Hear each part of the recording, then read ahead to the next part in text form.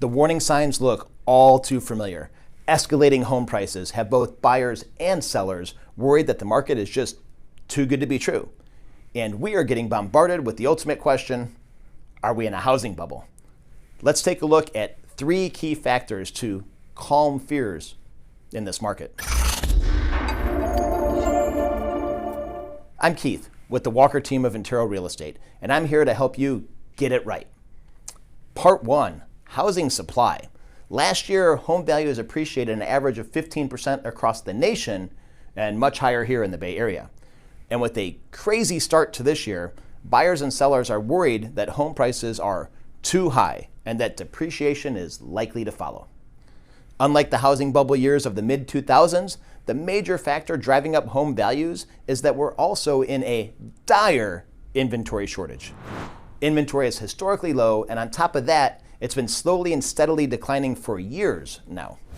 In comparison, the inventory level from 2005 and 2007 increased almost double at higher than average rates, a vast oversupply of homes that did not warrant the price appreciation that went along with it. So, throwing it back to your high school economics class, the biggest driver of price appreciation is a simple case of supply and demand, hence what we're seeing in the market today. Bueller. Part 2 is housing demand. If you remember the housing boom of the mid-2000s, you know how crazy that time was in real estate. But if Robert Schiller, a fellow at the Yale School of Management's International Center for Finance, could sum it up in one phrase, it's this: irrational exuberance. In other words, the buying and selling frenzy that contributed to the market collapse was fueled not by tactful financial decisions, but a countrywide case of FOMO, just the fear of missing out. The mortgage industry fed into the frenzy, making it easy for people to obtain home loans much, much higher than they could afford. Today's real estate demand, however, is a very real thing, and lending standards have become much tighter since before the crash.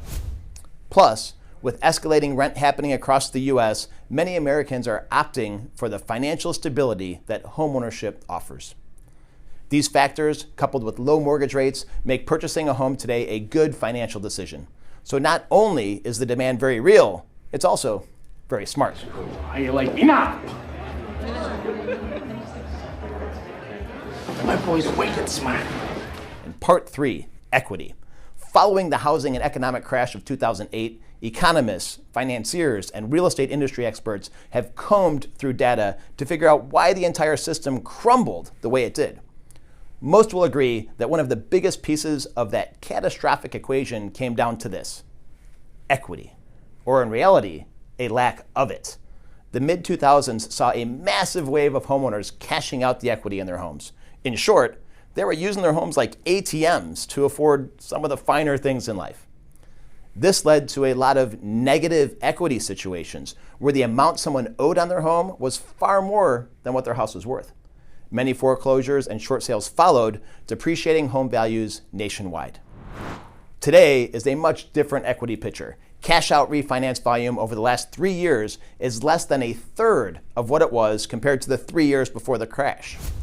Plus, escalating appreciation of well over 20% means that homeowners have gained considerable equity.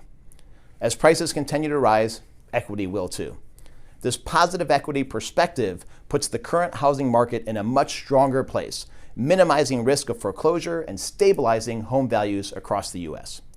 Think this way: if individual homeowners get themselves into a jam, they won't have to work with the bank due to equity they've accrued. And the truth shall set you free! The bottom line: the most important role of a real estate agent is to be the educator to our clients. What that really means is analyzing data and insights, getting all sides of a story, and then being able to communicate that so you can make the best real estate decision. Again, I'm Keith with the Walker team of Intero, and I am here to educate and navigate, not speculate and fabricate.